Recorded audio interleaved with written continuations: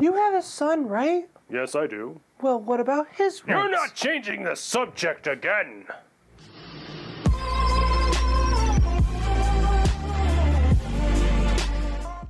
Men. Love them or hate them, they do exist, and many of them are saying that they're under constant attack now due to the modern age feminist movement. Tonight on TMF Debates, we've listened to the two loudest sides on the debate surrounding is feminism anti-men? And now that we've done the research, done the listening, we're ready to bring these two sides to life and let you listen to the debate and hear their personas without actually having to engage with them. If you've been along the ride with us for a while now, you'll know that I've only ever saved a TMF warning for part 2. But this debate is really controversial, and so I wanted to start with this. If at any point you feel like you need to walk away, please pause this video and do so. When we're trying to resolve social conflict, there is nothing more important than your emotional health. So please take the time to walk away, and when you've calmed down and you're ready to unpause, we'll still be here. Our two players tonight are Pro, who's adamant that the feminist movement operates off of anti-male logic. And then we have Anti, who's adamant that the feminist movement stands underneath the definition for gender's equality for all, and thus invalidating Pro's initial claim. If at any point you hit anything you agree or disagree with, please join us in the debate by commenting in the comment section down below. Now, Anti, start us off. The definition of feminism is about equality for all. Thus, if you care about equality for both of the sexes, you are a feminist. There are many people out there that try to twist and turn this definition to mean that empowering women is somehow devaluing or demonizing men, which it's not. Men have been treated like kings and sultans for their entire centuries of our species' existence. And so yes, treating them like equals is going to take some time to get used to, just as much as it's going to take time to get used to treating women with respect. These growing pains that we're experiencing currently is not the destination, so don't get lost in them. Our society will grow through them and prosper as we treat both of the sexes under the same standards. True feminists understand this, and true feminists understand that feminism is not anti-men and not bringing men down like Pro so much loves to say. Seems sensible enough, but Pro? What are your opening statements? Feminism thrives off of advertising the female experience as the proper one. They won't outwardly admit this, but feminism has created a stereotypical box that all humans need to behave as, thus setting very strict guidelines of what a feminist is supposed to do. Think about the anti-bullying campaigns of late. While yes, bullying is bad in principle, this feminist movement focuses solely on demonizing male behavior as toxic, while in reality, play fighting, calling your friends names, just hitting each other randomly are all staple male behavior in their social circles, especially in the formidable years. And that's not where these anti-male sentiments even stop, because in almost every area of life, feminists will claim that toxic masculinity is flourishing and that it is a problem, while in reality it's men just behaving the way that they've been conditioned through evolution. Again, I can see where you're coming from. Well, viewer, now you have the Pro, you have the Anti, and now let's TMF, I don't know what I'm doing with my hands, debate. How many times do we have to tell you that feminism is for the equality of both genders, not just women? And any other use of it is a mislabeled misdirection. Yes, there are many feminist movements out there, and some are more focused on women than others, but that does not matter. They are still feminists because they are still fighting for gender equality. True feminists understand this. Also, I can't believe that you are even remotely suggesting that we should protect boys will be boys mentality. Letting boys be boys is how we got to this inequality catastrophe in the first place. You can't keep hiding behind this invalid response about the definition's all-inclusive, because that just means that you keep pushing the buck and not confronting the toxic members of your movement. This whole definition argument is automatically invalidated, as Anti has already said, because there are so many different movements of feminism that you can't really just lump them all underneath one category.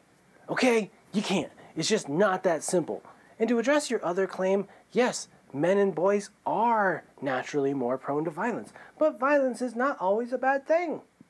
Violence is wonderful when it comes to protecting your loved ones, practicing a sport, or all around just having an active lifestyle. Women and feminists trying to demasculate men without having to understand men is as insane as men trying to pass legislation about women without talking to women. It's insane. You would get upset if women are excluded from the conversation about them, so why do you think it's okay for you to exclude men when the conversation is clearly about them? When women are not included in talks that affect their entire lives, it does upset us very much, and it should upset everyone. Where this is a team game, what do you not understand about that? And part of being a team game is finding our replacements, and that would be our children. And so when we teach them to not use toxic behavior and respect everyone equally, that is just our society doing its due diligence to ensure that we will have equal treatment for all in the future. Yes, we're not all there yet, and while you may claim that the different feminist movements invalidate the true definition, that's not accurate at all. They don't. Much like Christianity, there is a core belief, and then they all branch out from there. So yes, while some movements of feminism focus on women more and sometimes don't include men as much as you would like them to, that doesn't mean they're not fighting for gender equality as much as anyone else. And you don't have to be part of a feminist movement, or any other movement for that matter, to know that men can do a lot better in how they treat women. From treating them like an object that can be used, yelled at, beaten, and raped, and much, much worse, which has been proven to be learned behavior from our patriarchal society. So yes, while you may find it offensive that men have to just shut up for a second and listen to women, listen to the stories they've invalidated and have been refused to be heard for so long, yes, we have to do that for equality, because men have been heard this entire time. And so, yeah, it may seem unfair from a layman's perspective, but when you actually look at the problem in its true scope, we do need men to shut up so that the women can finally be heard. The women that these men have told to just sit there and look pretty can finally be heard. Okay, beyond the Middle East and other countries that have not caught up to modern morality, how? Seriously, how are women not equal? At this point, the wage gap has been completely disproven due to data just showing that women tend to gravitate towards jobs that are lower paying in general. And whether you want to argue that nurses, teachers, and otherwise need to all be paid more, that's not the point of this debate. The debate is whether or not it's anti-male, and you continue to focus on these issues that don't exist is exactly why we're having this conversation. Not only that, but data also shows that women are the ones who tend to sabotage women, not men. Women go after other women for jealousy and judgment and how women need to behave, or how many partners they need to have, or where they need to be at a certain point of life. And not only that, but we can also go into the corporate field, where women who make executive status tend to try to sabotage the women below them because they want to, just have it to themselves. And what about the women underneath them? Well, data shows that 80% of women do not want to have women as bosses, citing reasons such as jealousy, pettiness, and cattiness as many reasons to want to have a male boss who's more logical and not just going off of, oh, well, she's prettier than me, so I have to stop her. Like, that is not okay. So you can continue to attack men as much as you want, Miss Feminist, but it's not going to change anything, and it's not going to make you realize the wrongs and the errors that are found within toxic femininity. If you want to make any change towards equality of the genders, how about you start there and start calling out women for their attacks on women instead of just falsely attacking men and trying to scapegoat men, because they are not the problem. It's the toxic women. We're not using them as scapegoats. Okay, yes, women can do better in the respect that no human is perfect. But you are trying to change the subject once again to just, what? Try to pit women against each other? It's not going to work. The corporate field is still much a man's world where women are not supposed to succeed. And when they do, it makes perfect logical sense to why they would want to protect such a privileged position. You keep wondering why men are taking the blame for pretty much everything. It's because they've designed how this world works, and so they need to take responsibility for it. Women have never been in charge about how either of the sexes are represented in movies, TV, media, in what is okay for them to wear or what is just acceptable for them to do in society. Women have never been in charge of and been able to decide whether a walk alone at night should be free of sexual assault or murder.